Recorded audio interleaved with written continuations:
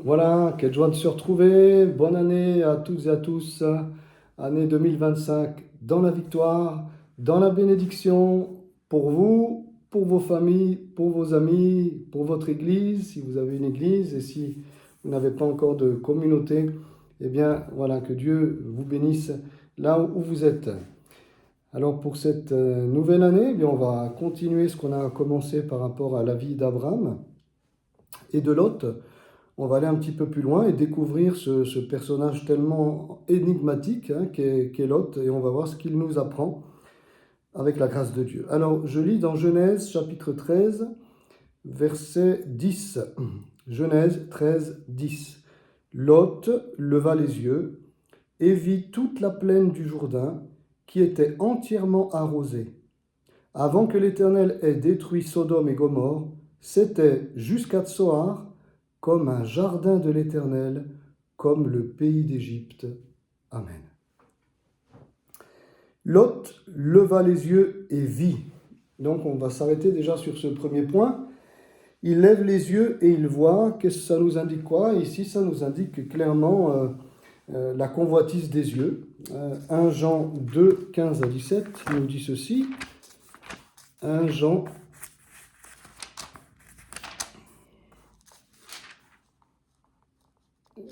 chapitre 2, versets 15 à 17. N'aimez point le monde, ni les choses qui sont dans le monde.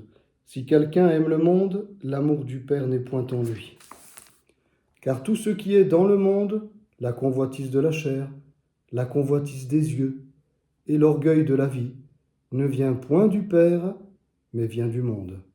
Et le monde passe, et sa convoitise aussi, mais celui qui fait la volonté de Dieu demeure éternellement. Amen. Tout ce qui est dans le monde, c'est-à-dire la convoitise des yeux. Voilà. C'est l'esprit du monde, la convoitise des yeux. Alors ici, qu'est-ce qu'il voit? Déjà, il voit pour lui les possibilités économiques, financières, au niveau du travail, etc., de la richesse, ce qu'il pourra posséder encore en matière de cheptel, le trafic, le commerce qu'il pourra encore faire, c'est ça qu'il voit. Donc il lève les yeux, non pas vers le ciel, comme dit David, je lève les yeux vers les montagnes, d'où me viendra le secours me vient de l'Éternel. Non, lui il lève les yeux donc vers la plaine du Jourdain, vers le bas, vers la terre, vers les choses de ce monde. Deuxièmement, Lot lève les yeux et il voit toute la plaine. La plaine, donc ça vient d'un mot hébreu. Donc ici, Kikar, c'est Kikar Kesef. Kikar Kesef, vous, ça vous dit rien, mais Kesef, c'est le mot argent en hébreu. Kesef, c'est l'argent. Kikar Kesef. Donc il y a l'argent dans ce mot plaine. Vous vous rendez compte comme la parole de Dieu décèle, dévoile, discerne, met à la lumière les intentions cachées déjà de Lot. Il voit toute la plaine, mais en fait, dans la plaine, qu'est-ce qu'il y a? Il y a de l'argent. C'est caché dans le mot, frères et sœurs. Ça veut dire aussi talent d'argent. Voilà. Et kikar, dans un contexte économique, reflète une mesure de poids précieuse, représente souvent une grande valeur matérielle et richesse, particulièrement dans les descriptions des trésors royaux, par exemple le métal précieux, comme l'or, l'argent, etc. etc. Voilà. Représente une grande valeur matérielle et la richesse. Une mesure de poids précieuse dans un contexte économique. Donc voilà ce qu'il voit. Comme beaucoup aujourd'hui qui ne sont attirés que par l'argent et que par l'argent. Alors il en faut. Et on bénit Dieu, par exemple en Suisse, de ce niveau très bas de chômage qu'il y a. Et si on remonte à l'origine, vous savez pourquoi la Suisse, on ne va pas faire l'histoire, mais juste comme ça, une petite information en passant, pourquoi la Suisse est riche? Quelle est la base, je dirais, de cette richesse? Quelle est l'origine de ces banques et puis de ces finances? À l'origine, quand on remonte vraiment, vraiment à l'origine, c'est la foi en Dieu. À l'époque des protestants, hein, avec la Réforme, eh bien, c'est comme cela que les protestants, pour eux, eh bien, le travail, c'était aussi important que la prière. Et en Suisse, hein, je parle, parce que c'était pas partout pareil, surtout dans les pays du Nord, hein, de l'Europe, hein, mais en Suisse, c'était vraiment le cas. Et, euh, et donc, c'était les protestants pendant des années, puis après, ce n'est que très récemment encore que les catholiques, après, ont changé d'avis, notamment après la guerre, et se sont rendus compte qu'il fallait quand même, eh bien, aussi voilà, s'adapter aux nouvelles technologies et puis se faire avec le monde dans lequel on est quoi. Hein. Et oui, c'est les protestants. La Raiffeisen, c'est les catholiques. Et puis, par exemple, le Crédit Suisse, voilà, bah, maintenant il n'est plus là, mais le Crédit Suisse, à la base, c'était les protestants. Euh, et puis, dans toutes sortes d'industries de la soie, l'horlogerie, etc., etc. Donc, si on regarde vraiment, bah, ce sont des hommes et des femmes de foi qui ont permis que ce pays soit ce qu'il est aujourd'hui, en Suisse. Vous vous rendez compte, ça fait 20 ans qu'on n'a plus vu un taux de chômage aussi bas. Alors que au niveau contexte international, c'est pas évident. Tous les cantons sont autour de 2% ou moins de 2% de chômage, sauf Neuchâtel et Genève où ils sont un peu plus de 5%. Mais qu'est-ce que c'est en comparaison d'autres pays? Donc, Dieu n'est pas contre la prospérité. Dieu n'est pas contre que nous fassions du commerce. Dieu n'est pas contre qu'il y ait des échanges, que nous montions une entreprise, etc. Mais l'amour de ces choses-là, c'est cela qui ne va pas. Et pour Lot, il était vraiment amoureux de ça. Il ne voyait que ça. Vous savez, ça me fait un peu rappeler comme dans ce dessin animé de Picsou. Il n'a pas des yeux, lui, à la place des yeux, il avait des pièces de monnaie, vous savez, des pièces en or. Ben, ça me fait penser un peu à ça, Lot. Il regarde la plaine, mais lui, il ne voit pas la plaine pour la cultiver, etc. Il voit la plaine comme déjà une source de richesse, où il va pouvoir s'en mettre plein les poches, comme on dit, etc. Hein. C'est son regard, c'est pour ça c'est dit, Lot leva les yeux et vit. C'est son regard qui est faussé sur l'argent. C'est ça qui ne va pas, c'est le regard qu'il a sur l'argent. Puis c'est dit, il vit toute la plaine du Jourdain. Du Jourdain. Et le Jourdain veut aussi dire un pain qui est rond. Hein, voilà, un pain qui est rond. Bon, un pain, toujours aussi matériel, hein, quelque chose de matériel. Mais littéralement, Yarden, ça veut dire en hébreu celui qui descend. Celui qui descend. Il a choisi de descendre dans le monde. On le verra, il a choisi de descendre dans le monde, ouais. Hein. Puisque Jésus, quand il s'est fait baptiser dans le Jourdain, il s'est identifié aux pécheurs. Hein. On est descendu très bas à cause du péché. Eh bien lui, peu importe, hein, il ne cherche pas à monter sur la montagne hein, pour chercher Dieu. Vous voyez, c'est l'inverse. Il descend dans la plaine, dans le Jourdain.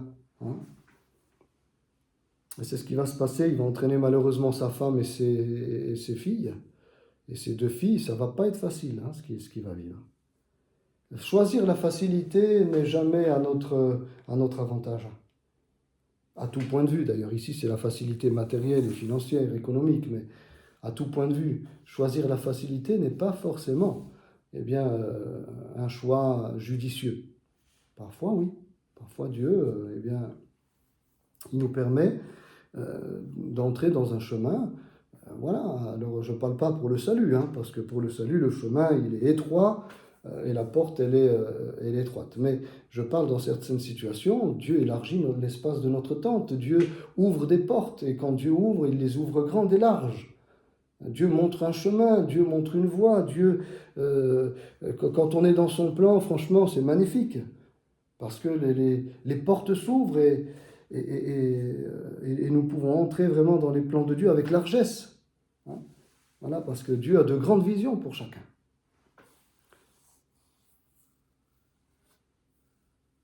Mais là, lui,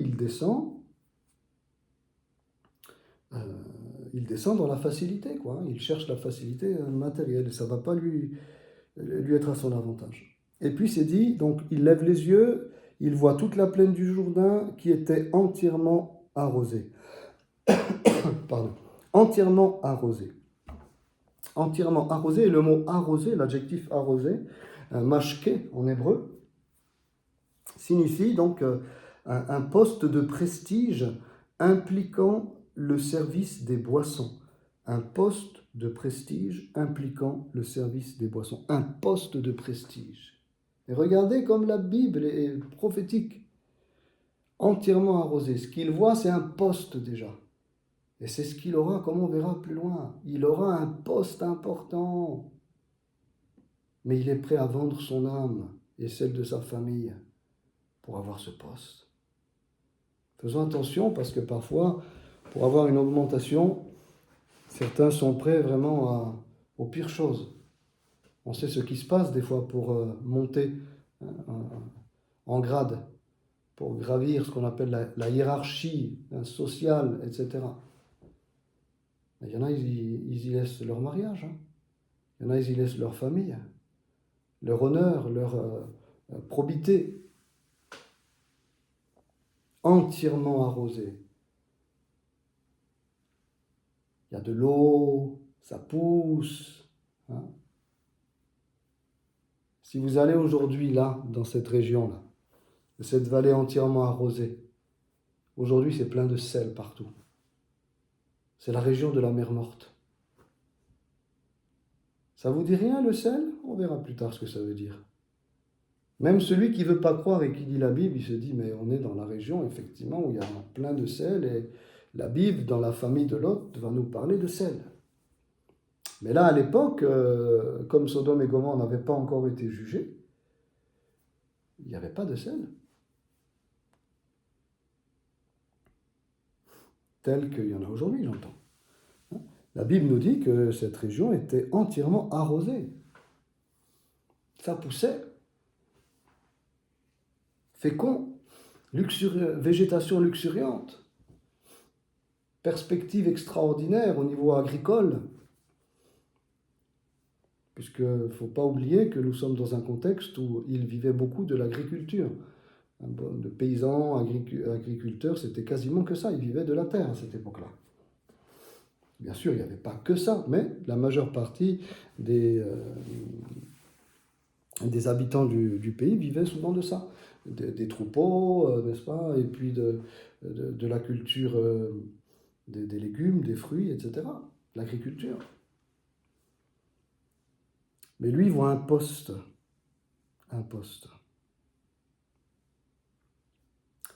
qui implique le service des boissons. Intéressant quand même. Ça veut dire que là-bas, à Sodome et Gomorrhe, il y avait des alcooliques. Ça buvait beaucoup. L'alcool coulait à flot. Et on sait très bien ce que ça amène, cela. Ce que l'alcool peut amener comme problème de dépendance, de violence, de délire, de mauvais choix, de poste de prestige impliquant le service des boissons. Non seulement donc un poste de prestige, mais aussi un endroit de beuverie. Dis donc, pour aller là avec sa femme et ses enfants, faut vraiment être prêt à tout mettre, sur la table, y compris sa famille, etc. Et puis, ça veut dire aussi, arroser, ça veut dire, ça a donné aussi la cour royale, un échanson dans la cour royale. Un poste de prestige au sein de la cour royale. Cour royale. Il voit grand. Effectivement, on verra que ces mots, on va les retrouver concrètement après dans la vie de... La symbolique de ces mots, on va la retrouver concrètement dans la vie de Lot. La cour royale, lui, se voit déjà un des responsables à la cour du roi de Sodome, à la cour du roi de Gomorrhe, faire partie du conseil d'administration, faire partie des ministres du roi à Sodome et Gomorrhe. Et chansons ou postes de prestige.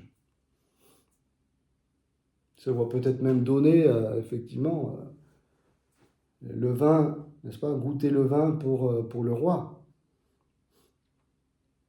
C'était ça les chansons du roi souvent, il devait goûter pour ne pas qu'éventuellement le pharaon soit empoisonné. C'est pas comme les testeurs de vin aujourd'hui, les chansons du roi c'était beaucoup plus que cela, ils prenaient des risques aussi. Et si c'était empoisonné, ben c'est lui qui y passait. Eh bien lui, il voit cela, il est prêt à cela. Il se voit parmi la famille royale. Il voit grand. Oh, il n'y a pas de mal à voir grand. Encore faut-il que ce soit guidé par Dieu et que ce ne soit pas la cupidité qui nous y pousse. Et puis ça veut dire également, donc, reflète une forme de reconnaissance sociale et de responsabilité. Reconnaissance sociale. Vous voyez, il a soif de reconnaissance, c'est entièrement arrosé. On va pouvoir m'arroser, moi. C'est pas juste arroser de vin, arroser d'alcool, mais moi, on va pouvoir m'arroser d'éloges, m'arroser de toutes sortes de gratifications. C'est ça qu'il voit.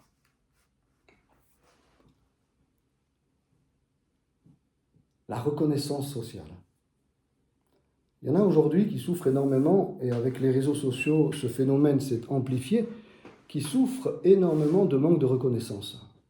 Et alors ils en font voir à tout le monde parce qu'ils aimeraient être comme ce youtubeur, comme cette influenceuse, comme eh bien peut-être aussi cet ancien, ou ce diacre, ou ce louangeur, ou ce ministère, etc. Et donc pourquoi? Parce qu'ils ont besoin de reconnaissance, parce qu'ils estiment que voilà, les gens ne leur font pas assez de compliments, ne les gratifient pas de toutes sortes d'honneurs et tout. Et alors, ils sont prêts à tout pour être reconnus socialement. Mais ça, c'est tellement dangereux. Et aujourd'hui, on nous pousse à ça.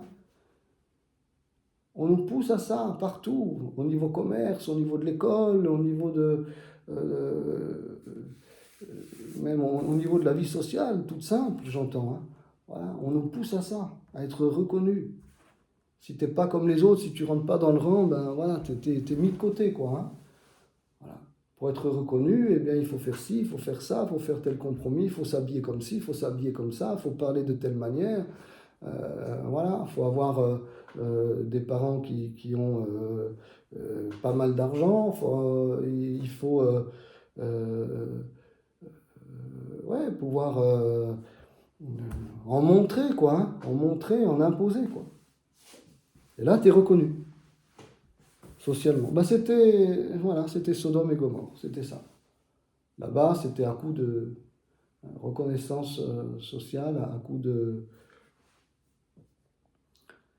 en veux-tu, en voilà, quoi. Il n'y a pas d'autre mot. Un coup de en veux-tu, en voilà. Alors, comment vouloir aller là, franchement? Chercher une reconnaissance sociale dans un tel milieu où il y a de la beuverie, où il y a toutes sortes de choses qui ne sont pas belles, au risque de compromettre même ses enfants. Comment un père digne de ce nom peut choisir d'aller là, franchement? On va se faire de l'argent. Mais oui, il n'y a pas que l'argent dans la vie. Si c'est pour mettre en péril ma famille et risquer la vie de mes filles, mais jamais de la vie. Eh bien l'autre, la Bible nous parle par les mots. Bien sûr, chaque mot est pesé. Il lève les yeux, il voit toute la plaine du Jourdain qui était entièrement arrosée. Avant que l'Éternel ait détruit Sodome et Gomorrhe, c'était jusqu'à Tsoar comme un jardin de l'Éternel, comme le pays d'Égypte. Avant que l'Éternel ait détruit Sodome. Donc, est détruit. Donc, on voit déjà ici, tiens, tout d'un coup, on se dit, oh là, il y a mal donne là. Avant que l'Éternel ait détruit.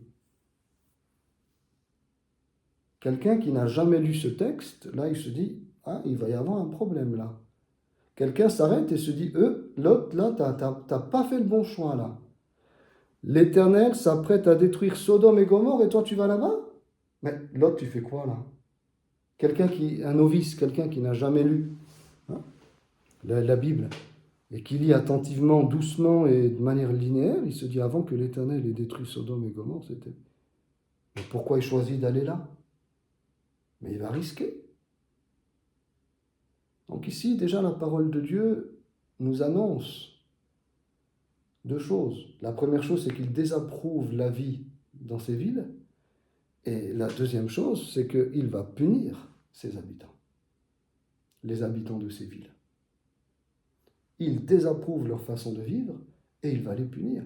Mais aujourd'hui, je me demande si nous ne sommes pas nous aussi à la veille de quelques surprises au niveau international.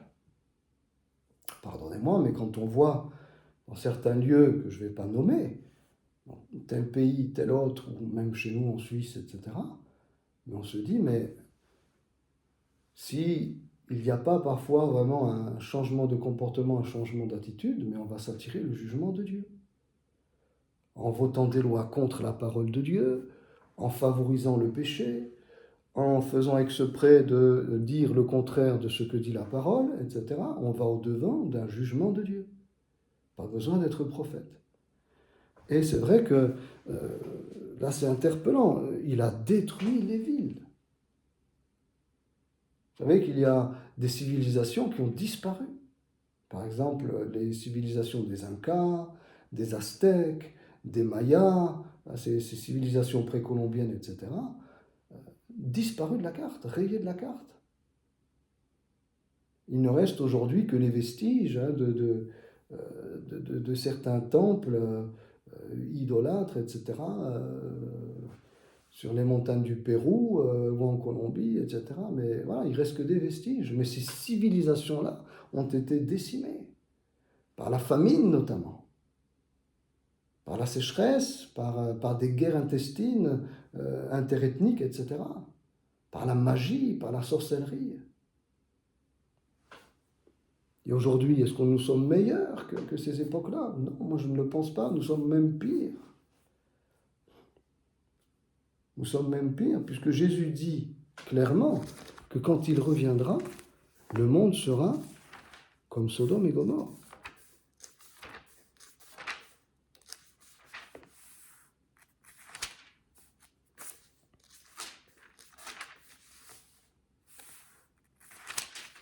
Voilà. Luc chapitre 17, verset 25. Mais il faut auparavant qu'il souffre beaucoup, donc avant, n'est-ce pas, qu'il revienne, Jésus doit souffrir beaucoup, donc avant son deuxième retour, il fallait déjà qu'il vienne une fois, avant sa deuxième venue, il vienne déjà la première fois, qu'il souffre beaucoup et qu'il soit rejeté par cette génération. C'est ce qui s'est passé il y a 2000 ans. Puis maintenant il dit, verset 26, Luc 17, 26, « Ce qui arriva du temps de Noé arrivera de même au jour du Fils de l'homme. Les hommes mangeaient, buvaient, se mariaient leurs enfants, jusqu'au jour où Noé entra dans l'arche.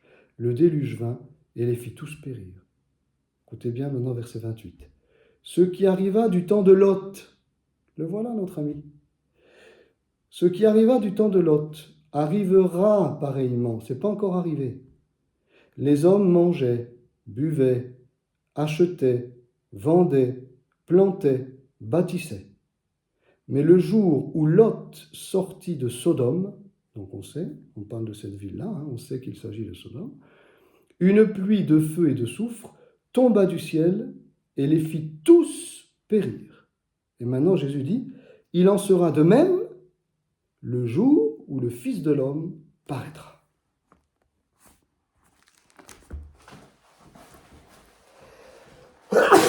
Pardon. Il en sera de même.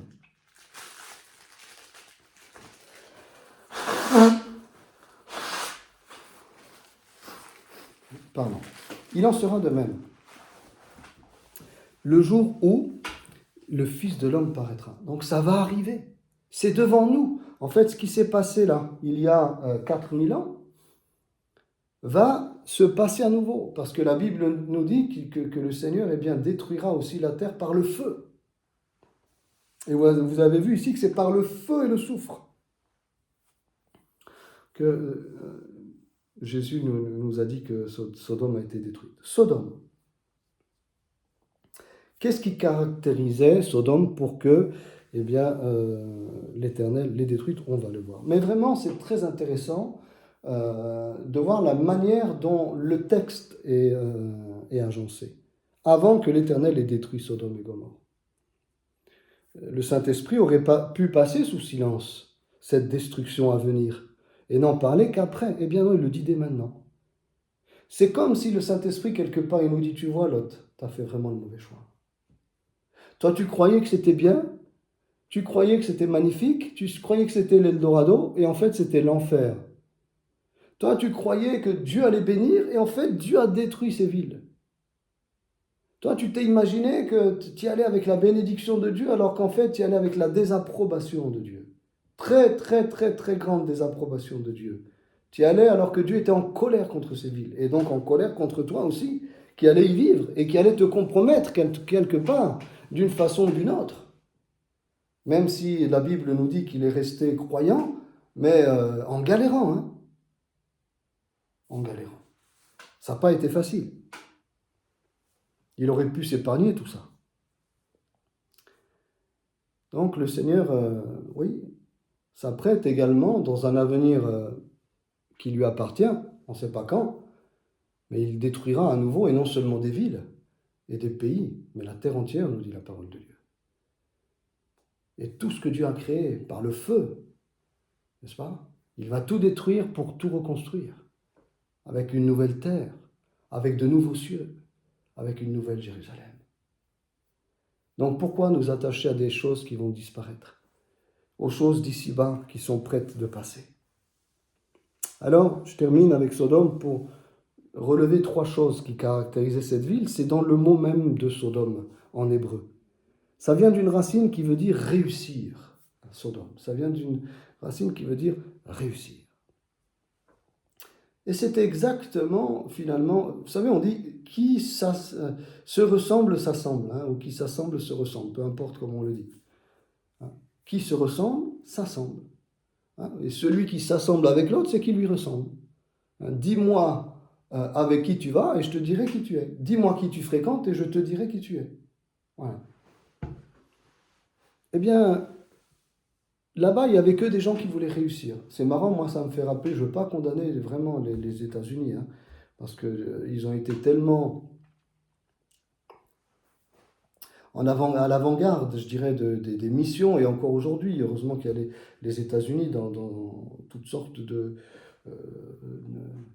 de points, je dirais même au niveau militaire. Heureusement que c'est eux, quand même, quelque part, la plus grande puissance du monde et tout. Mais d'un autre côté, ils me font peur, quoi, parce que c'est un peu comme l'Empire romain, hein, quand ils ont connu leur apogée, après, eh bien, tout s'est effondré, quoi. Et puis eh ben, là-bas, la mentalité, c'est ça, quoi, c'est réussir. Tu pars de rien, mais le but, c'est réussir. Et quelqu'un me disait encore cette semaine, un jeune me disait que il a connu une personne justement qui a été là-bas aux États-Unis, une personne très proche de lui.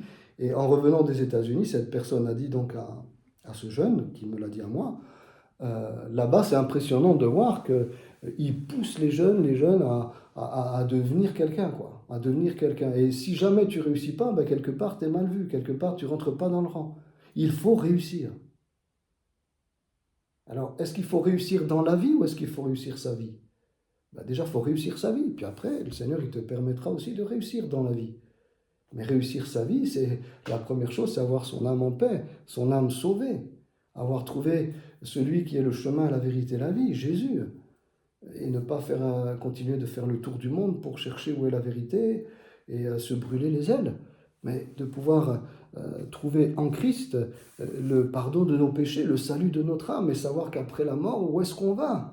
On va au ciel, grâce à la mort et à la résurrection du Christ, qui est monté au ciel et qui nous a dit, je vous prépare une place. Mais s'il nous prépare une place, c'est que pour avoir sa place là-haut, c'est qu'il va falloir eh bien, être en contact et avoir une relation, une communion et une rencontre personnelle avec le Christ. Parce que sinon là-haut, il ne nous connaîtra pas. Comment peut-il nous préparer une place s'il ne nous connaît pas? Il ne préparera une place qu'à ceux qu'il connaîtra, qui sur cette terre auront connu Jésus et auront fait de lui leur sauveur et Seigneur personnel.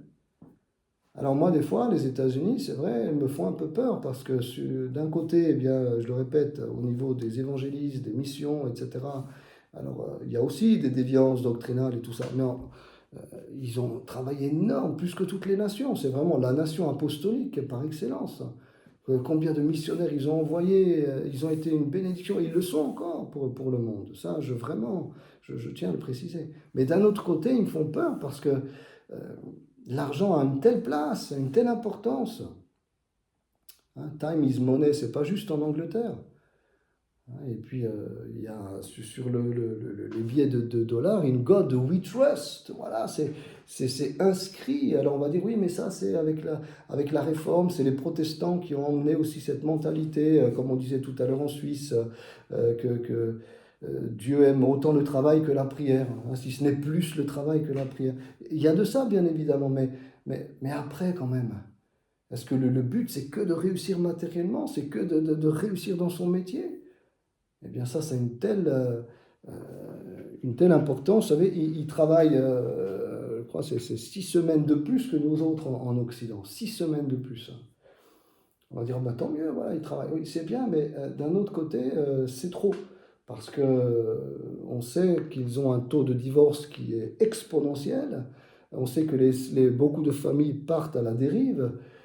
Et que, voilà, alors aujourd'hui, on ne sait pas avec le nouveau président en place ce qui va se passer.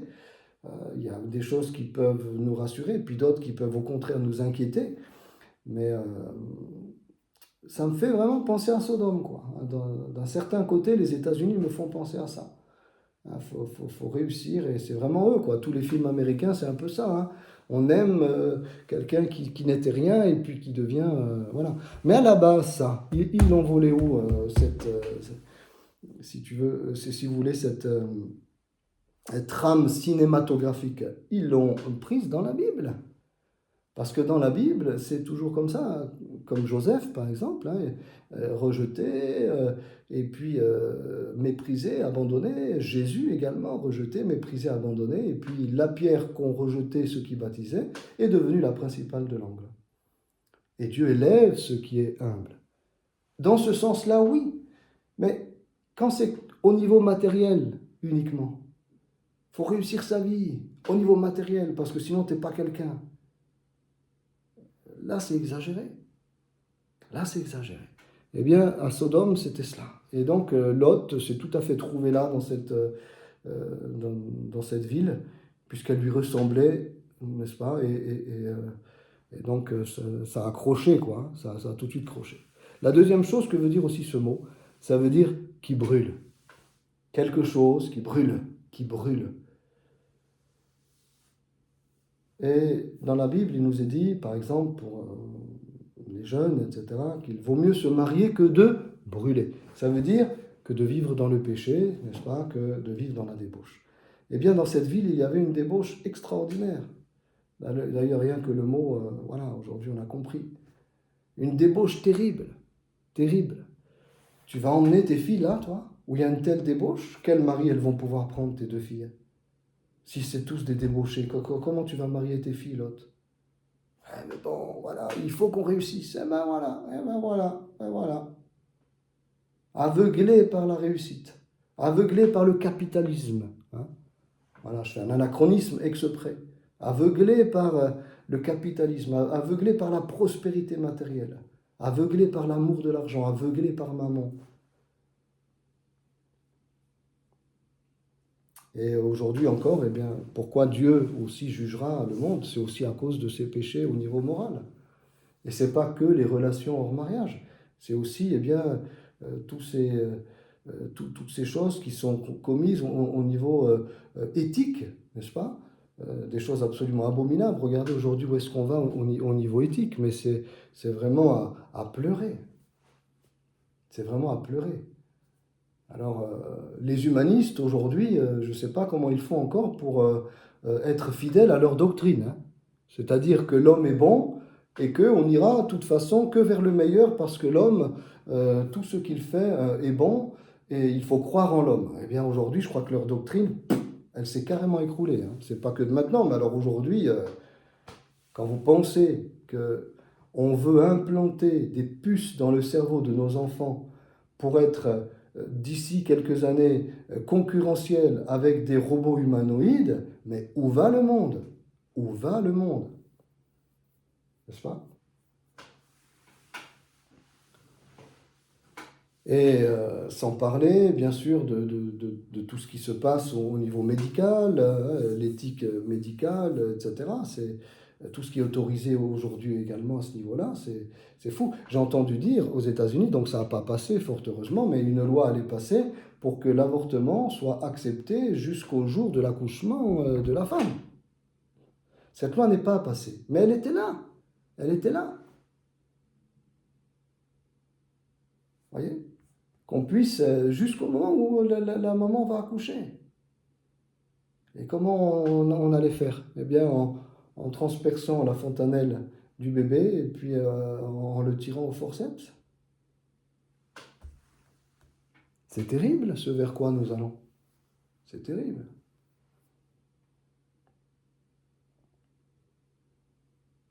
Donc l'homme brûle, mais il ne brûle pas dans le bon sens.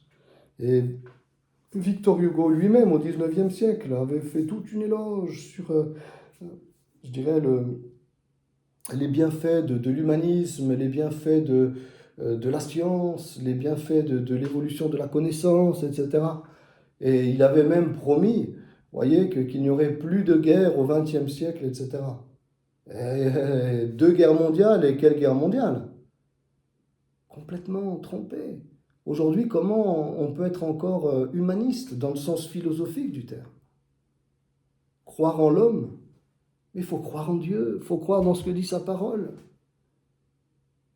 Ne voyons-nous pas que tout est vrai, que tout ce que dit la parole de Dieu est vrai? Pourquoi devrions-nous nous mettre des œillères, marcher, vous voyez, faire la politique de l'autruche? Marcher, puis dès qu'on voit quelque chose qui nous rappelle ce que dit la Bible, paf, non, c'est pas vrai, voilà, pour l'instant, je regarde pas ça, je m'inquiète pas de ça, voilà, c'est passé, très bien, hop, maintenant je continue, hop, ça me rappelle ce qu'a dit la Bible, non, hop, je fais comme si c'est pas vrai, je fais comme si j'ai pas entendu. Mais pourquoi? Mais combien font ça? Ils savent que la Bible est vraie, ils savent que la Bible est vraie, ils savent que les prophéties s'accomplissent. On n'a pas besoin d'être un prophète. La Bible est tellement claire. Il n'y a rien de, contrairement à parfois ce que disent les musulmans, qu'il y a dans la Bible des versets ambigus, enfin que les chrétiens prennent des versets ambigus pour expliquer des versets qui sont clairs. Mais les versets qui peuvent paraître ambigus, Dieu seul peut-être en connaît la teneur, mais dites-moi quel est le message ambigu dans la Bible, tout est clair. Tout est clair. Par contre, dans d'autres livres religieux et d'autres mouvements religieux, et dans d'autres religions, au contraire, là, on s'y perd complètement. C'est tout et son contraire. Tout et son contraire. Donc non, les chrétiens ne sont pas là pour prendre des versets obscurs, n'est-ce pas, et qui prêtent à confusion pour expliquer les versets clairs, mais pas du tout. Les versets ambigus pour expliquer des versets clairs. Dieu n'est pas ambigu, Dieu est clair. Dans son salut, il est clair. La religion, elle est ambiguë. La religion, elle prend toutes sortes de contours. Mais Jésus a dit, je suis le chemin, la vérité, la vie. C'est clair et net. Il n'y a de salut en aucun autre qu'en Jésus-Christ. C'est clair et net. Dieu a tant aimé le monde qu'il a donné son Fils unique afin que quiconque croit en lui ne périsse pas, mais qu'il ait la vie éternelle. C'est clair et net, c'est limpide. Celui qui ajoutera ou qui retranchera des paroles à ce livre, les fléaux décrits dans ce livre le frapperont et Dieu retranchera sa part de l'arbre de vie. C'est clair et net, enfin, j'entends. Qu'avons-nous tellement besoin encore aujourd'hui de preuves? Donc, Sodome, ça brûle, oui, ça brûlait de désirs et de convoitises mondaines et impies, et ça finira par brûler physiquement et par brûler de la colère de Dieu. Puis, la troisième chose que veut dire ce mot, c'est conflagration, c'est-à-dire une guerre. Une conflagration, c'est une guerre soudaine, qui fait du bruit. Voilà. Une conflagration, une catastrophe soudaine. Mais c'est exactement ce qui s'est passé. Rien que dans le mot Sodome, on a l'histoire de la ville. Je ne sais pas si vous vous rendez compte de la puissance de la parole de Dieu. Rien que dans le mot Sodome, on a l'histoire de la ville. C'est une ville où on veut réussir, c'est une ville où il y avait beaucoup de débauches, et c'est une ville qui est tombée sous la colère de Dieu. Une conflagration, une catastrophe terrible est arrivée, et cette ville a été détruite comme on le verra. Il va là-dedans, Lot. Il va là-dedans.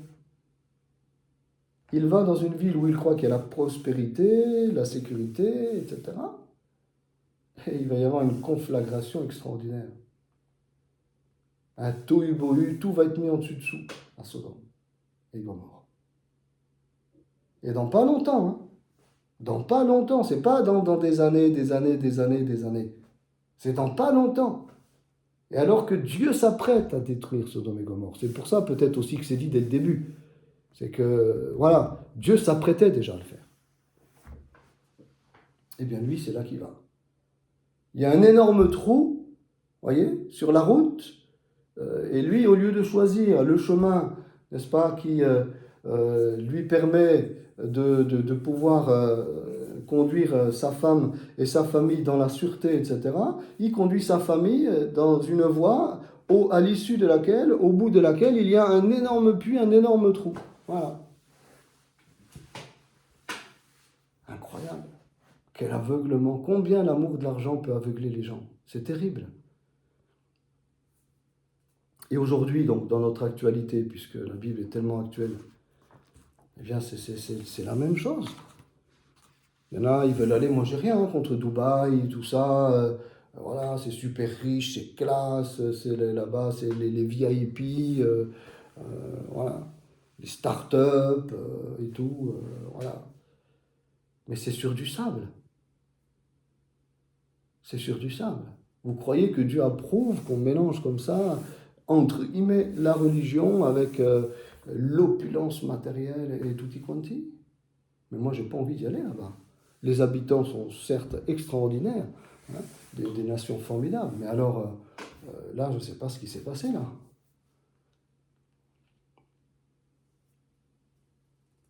Ces énormes gratte-ciel, tout ça, c'est sur du sable. Hein. C'est une baie, c'est quoi Dubaï? On a même fait des stations de ski, tout ça, avec de la neige artificielle et tout, mais moi j'ai des fois du mal à comprendre comment l'homme, comment l'homme a cette capacité d'être jusqu'au boutiste, dans le mal, dans le péché. Il veut vraiment aller jusqu'au bout et se perdre. On ne peut pas lire les choses autrement. Il veut vraiment aller dans le mur. C'est comme quelqu'un qui a une superbe voiture, n'est-ce pas, qui peut rouler jusqu'à 300 km/h, et puis on lui dit fais gaffe, parce que d'ici 3 km, au bout de l'autoroute, fais gaffe, il y a eu des travaux, il y a un mur. Ah, ok, pas de problème, bon, il y va, et à 300, etc. Et il prend le mur en pleine face. En fait, on se dit, c'est exactement ça. C'est aussi fou que ça. Aussi fou que ça. Dieu a dit, il veut que nous vivions aussi dans la sainteté, dans la pureté. Tout. Non, on va à fond dans le péché. Hein. Dieu a dit voilà, qu'il pourvoira pour un travail, etc. Mais que notre but, c'est pas l'argent. Hein. Voilà, on ne vit pas pour l'argent, on vit pour Dieu. Et puis Dieu permet voilà, qu'on ait un travail, qu'on ait une activité. Non, non, au contraire, nous on veut vivre pour l'argent. Et hop, on fonce comme ça. Hein. Dieu nous dit, je vais me fâcher, je vais me mettre en colère. Ces choses-là attirent la colère de Dieu sur vous. Ok, pas de problème. Alors, je ne vais pas à 200, je vais à 400. Mais tu as un mur au bout.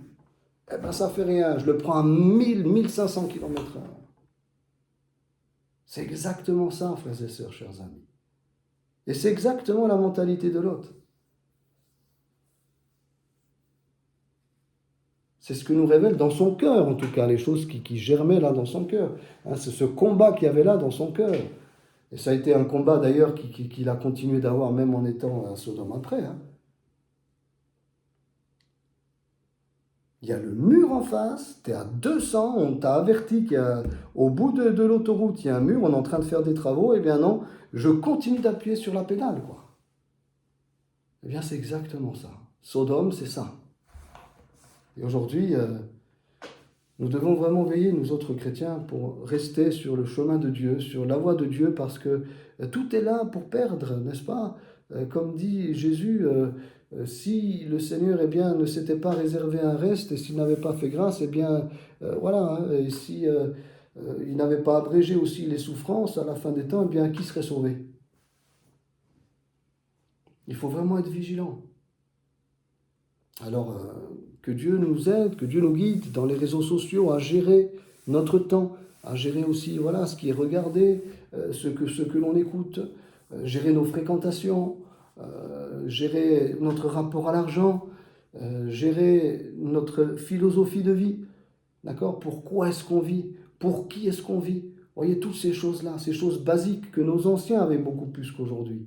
Alors qu'aujourd'hui, on est là un peu comme des moutons de panurge, on suit le troupeau, et puis, ma foi, s'il y a un ravin après, on tombe avec les autres dans le ravin. C'est un peu ça, en fait. On perd cette capacité de discernement, cette capacité de nous-mêmes de choix, n'est-ce pas? De décision. Mais on nous impose les choses, on choisit à notre place. Tout est fait dans la publicité, dans tout, toutes les affiches, tout ce qui passe sur les réseaux, sur les séries, dans ce monde de l'image, etc. Tout est fait pour que nous soyons entraînés dans cette course folle, n'est-ce pas? Alors veillons en tant que chrétiens. Et puis aussi avertissons les autres. Avertissons ceux de notre famille, nos amis, etc. avec sagesse, mais avertissons. Soyons des ambassadeurs pour Christ, soyons des lumières, soyons des lucioles. Voilà, au moins des lucioles qui brillent et qui éclairent un peu là où ils se trouvent, leur quartier, leur maison, là où ils se trouvent. Avertissons, soyons un peu comme Noé, on a vu tout à l'heure, avant que Jésus reviendra, ils seront comme à l'époque de Noé. Voilà, Noé, il n'y a que sa famille qui a été sauvée. Eh bien écoutez, il y en aura qui seront sauvés, mais il y en aura beaucoup qui seront perdus. Eh bien, nous devons nous favoriser, voyez, le salut du plus grand nombre. C'est pourquoi il nous faut avertir les gens. Il nous faut leur expliquer ce que dit la Bible. Il nous faut aujourd'hui être convaincus de celui en qui nous croyons, de ce en quoi nous croyons.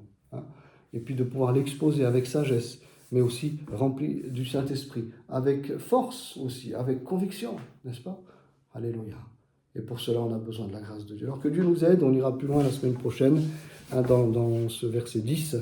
Mais voyez comment bien la parole de Dieu est prophétique et comment elle nous met en garde au travers de la vie de l'autre, de ne pas nous laisser, nous aussi, embarquer dans cette vie effrénée, et cette vie où coule l'argent, en tout cas on voudrait que l'argent coule à flot, cette vie de péché, cette vie de plaisir mondain, cette vie qui réserve finalement, qui s'attire finalement la colère de Dieu, hein, qui est sous la colère de Dieu, qui gît sous la colère de Dieu, ces villes, ces pays qui gisent sous la colère de Dieu. Eh bien, moi, je veux dire, Seigneur, on est dans ces pays, mais nous, on ne veut pas participer, bien sûr, à ta colère, puisque nous sommes tes enfants, nous sommes l'Église, mais il y en a encore tellement d'autres que nous voulons arracher à cette colère, comme on verra avec Lot. On veut les arracher à cette vie de Sodome. Et on veut qu'eux aussi rentrent un jour dans la nouvelle Jérusalem, alléluia, et qu'ils soient sauvés, et qu'ils demeurent avec nous pour l'éternité. Merci Seigneur. À toi la gloire, Jésus, pour ces temps, à toi la gloire pour ta parole, à toi la gloire pour ce que encore ce soir tu nous as rappelé, ces avertissements, ces saints avertissements, comme le disait l'apôtre Pierre, qui, au travers de paroles prophétiques, nous avertit des temps qui seront les derniers, et combien nous devons nous sauver de cette génération perverse et corrompue, en étant près de toi, en veillant sur nous-mêmes, Seigneur. Et merci parce que ton esprit le fait en nous, par ta parole, hein, et aussi par la communion que tu nous as donnée avec nos frères et sœurs. À toi la gloire, Jésus. Et s'il y avait quelqu'un encore qui écoutera ce message et qui n'aurait pas fait la paix avec toi, qui serait encore à Sodome, je te prie de le faire sortir de Sodome, hein, et de le faire entrer dans ton jardin, Seigneur. Alléluia. Dans ce jardin de paix, ce jardin du salut en Jésus-Christ. Merci, Seigneur. Et à toi toute la gloire. Amen, amen, amen. Gloire à Dieu. Dieu voulant, la semaine prochaine, on continue notre étude, voyez, tellement d'actualité sur Abraham et Lot. D'ici là, bon vent, que Dieu vous bénisse. Excellente semaine à vous et au vôtre, à votre famille, à vos amis. Shalom.